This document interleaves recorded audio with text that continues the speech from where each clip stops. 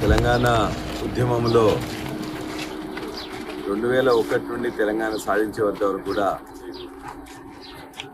గాదె ఎన్నయ్య గారు వారి కుటుంబం మొత్తం కూడా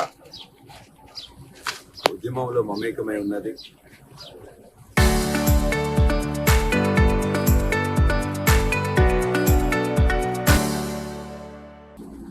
ఈరోజు వారి ఎన్నయ్య గారి తండ్రి మరణించడం చాలా బాధాకరం. నేను 2 నెలల క్రితం ఇక్కడికి రావడం జరిగింది. ఆనాడు ఆ పెద్ద మనిషిని కలిసి మాట్లాడి ఆశీర్వాదం కూడా తీసుకోవడం జరిగింది. చాలా దురదృష్టకరం.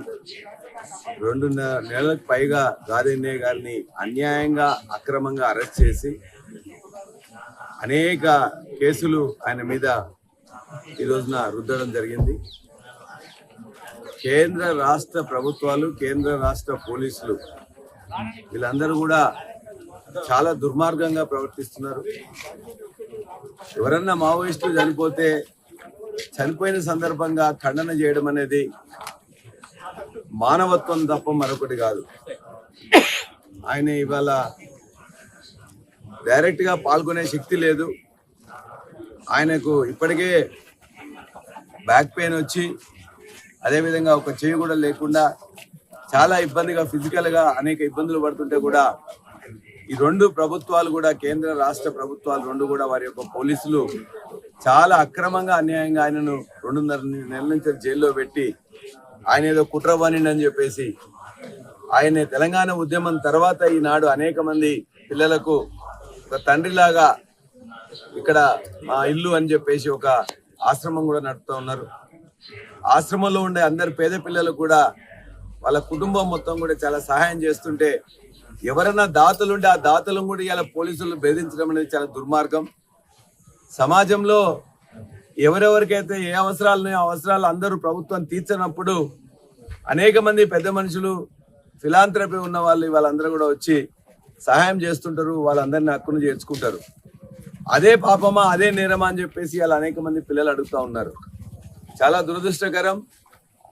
ఆయన జైలుకు పోయిన తరుణంలోనే ఇవాళ కొంత అనారోగ్యంతో నుండి అలా బెంగ పెట్టుకొని తల్లి చనిపోవడం, తండ్రి చనిపోవడం చాలా దురదృష్టకరం.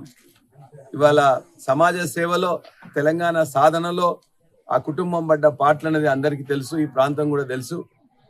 తదనంతరం వాళ్ళు చేస్తున్న సేవ కూడా అందరికీ తెలుసు. కాబట్టి ఇవాళ ఖచ్చితంగా ఆ కుటుంబానికి మేము ఖచ్చితంగా అండగా ఉంటాం. ఇవాళ కేటీఆర్ గారితో, హరీష్ రావు గారితో, కేసీఆర్ గారితో కూడా మాట్లాడి వారికి ఏ విధమైన సహాయం చేయాల్సిన బాధ్యత మా మీద ఉందని మాత్రం నేను ఖచ్చితంగా అనుకుంటున్నా. ప్రభుత్వ పోలీసులు ఇప్పటికైనా గమనించి వారి యొక్క కుటుంబం ఇప్పటికే చిన్నభిన్నమయ్యేట్టున్నది. వాళ్ళు పెట్టుకున్న ఆశ్రమం కూడా ఇవాళ సమాజంలో ఉపయోగపడుతున్న దాన్ని విచ్ఛిన్నం చేయొద్దని చెప్పి కూడా ఈ పోలీసులను కోరుతున్నాం. అదేవిధంగా ఈ 2 ప్రభుత్వాలను కూడా కోరుతున్నాం. ఆయనకు కూడా హెల్త్ బాగాలేకుండా ఉన్నప్పుడు ఈ విధంగా అరెస్ట్ చేయడం అనేది చాలా దుర్మార్గమైన చర్యగా చెప్తూ, ఖండిస్తూ వారి తండ్రికి నేను శోకాప్తులైన కుటుంబానికి నా యొక్క కండోలెన్సెస్ తెలియజేస్తూ శ్రద్ధాంజలి ఘటిస్తున్నాను. Local to global news at your finger tips. మీ చేతిలో ఒక ఆయుధం. Download Raw TV app. Media legend Ravi Prakash is back.